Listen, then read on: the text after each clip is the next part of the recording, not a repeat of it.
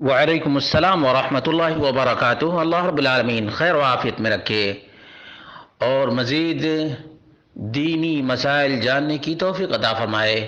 سوال یہ تھا کہ بغیر کسی حاجت اور بغیر کسی ضرورت کے نیل گائے اور ہرن اور پرندے کا شکار دو چار 10 آدمی مل کر کرنا کیسا ہے؟ اس کا جواب یہ ہے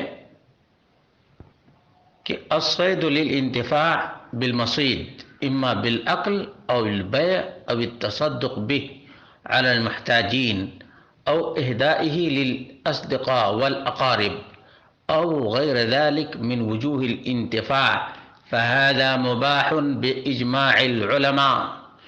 علماء کا اجماع ہے کہ شکار سے فائدہ اٹھانے کے لیے، کھانے کے لیے، بیچنے کے لیے، محتاج کو دینے کے لیے، دوستوں کو ہدیہ کرنے کے لیے، قریبی رشتہ داروں کو گفٹ دینے کے لیے یا فائدہ اٹھانے کے دیگر جو راستے ہیں ان راستوں کو استعمال کرنا بالکل جائز اور مباح ہے۔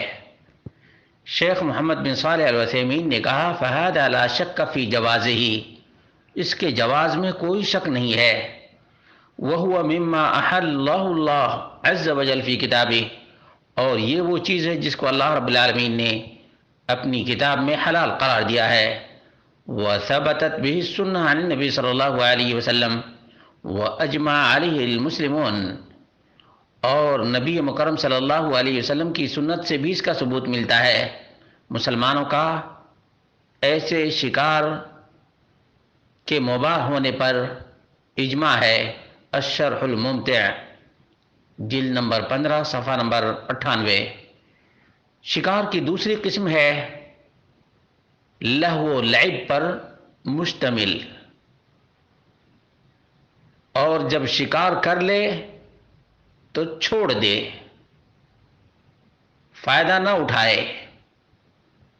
ایسے شکار کے بارے میں علماء کا کہنا ہے کہ مکروہ ہے اور بعض کا کہنا ہے کہ حرام ہے، اور حرمت کی دلیل یہ ہے کہ عبداللہ بن عمرو بن عاص رضی اللہ عنہ کا بیان ہے ان النبی صلی اللہ علیہ وسلم قال من قتل عصفورا بغیر حقه سألہ اللہ عنہ یوم القیامہ، جس نے بھی ایک گوریا کو بھی بغیر حق یا ناحق قتل کر دیا، اللہ رب العالمین اس سے قیامت کے دن پوچھے گا۔ قیل، سوال کیا گیا، وما حقہ، حق کیا ہے اس کا؟ قال ان تذبحها فتأکلها، شکار کرو تو کھانے کے لیے شکار کرو، ولا تقطع رأسها فیرمى بها، سر کاٹ کر پھینکا نہ جائے۔ سنن نسائی 4349، دارمی 1978، امام ذہبی نے المہذب جلد نمبر 7 اور صفحہ نمبر 3614 پر اسنادہ صحیح قرار، اسنادہ جید کہا ہے، اور ابن الملقن نے البدر المنیر میں صحیح قرار دیا ہے 376۔ ابن کثیر نے جلد نمبر 1 صفحہ نمبر 368 قرار دیا ہے۔ شیخ الالبانی نے صحیح الترغیب میں 1092 پر حسن قرار دیا ہے۔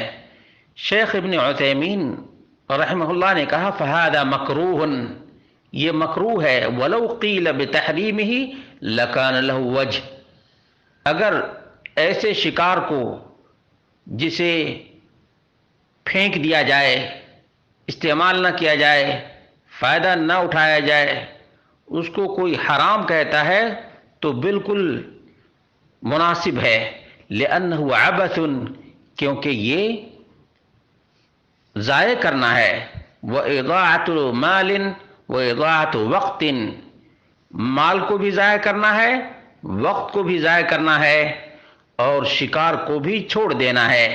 الشرح الممتع جلد نمبر 15 صفحہ نمبر 98۔ تو جو صورت اور شکل ذکر کی گئی ہے کہ 2 4 6 8 مل کر شکار کرنے کے لیے جاتے ہیں، پرندوں کا، نیل گائے کا، ہرن کا یا خرگوش کا، اور اس کو کھاتے ہیں، استعمال کرتے ہیں، تو اس میں کوئی حرج کی بات نہیں ہے، مباح ہے، جائز ہے۔